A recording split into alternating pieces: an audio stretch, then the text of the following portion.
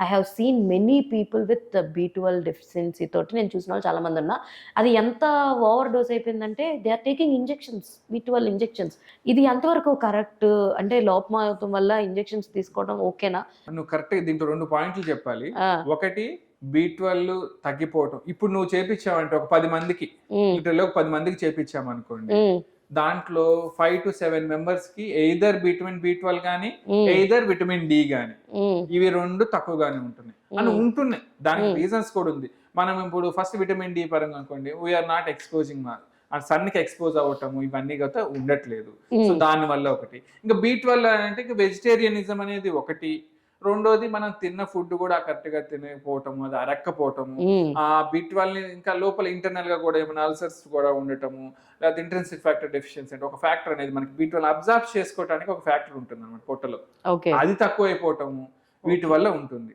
So మేము యూజువల్‌గా సరే ఒక వెజిటేరియన్ పర్సన్, ఒక diabetic person more than 60 years ఉన్నాడంటే ఫస్ట్ డెఫిషియన్సీలో ఉన్నాడనుకోండి, హ్మ్. వాళ్ళకి ఇంజెక్షన్స్ ఇచ్చేస్తాం. హ్మ్. తర్వాత టాబ్లెట్స్‌ని పెట్టుకోమని చెప్తాం. ఓకే. సో మీరు చెప్పినట్టు ఇప్పుడు అదొకటి ఈ కొత్తగా ఈ ఆన్‌లైన్ ల్యాబ్ టెస్ట్‌లు చేయటం. ఈ టెస్ట్‌లు ఏందంటే అది అది ఎట్లా ఉంది అంటే అవి వచ్చిన తర్వాత ఆ! ఇప్పుడు ఒక స్టూడెంట్ ఎగ్జామ్ రాస్తాడు కానీ దాని కరెక్షన్‌కి నేను ఇవ్వను సార్ అంటాడు కదా! ఆ! టీచర్‌కి అదే అవుతుంది. ఆ! సో మేము రూ. 299కి చేపిచ్చేసుకుంటాము.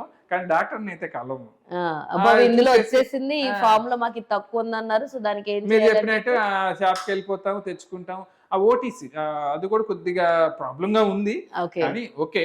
అన్నీ కూడా B12 గాని, విటమిన్ డిది కానీ చెక్ చేపించుకోండి. డెఫినిట్‌గా ఓకే.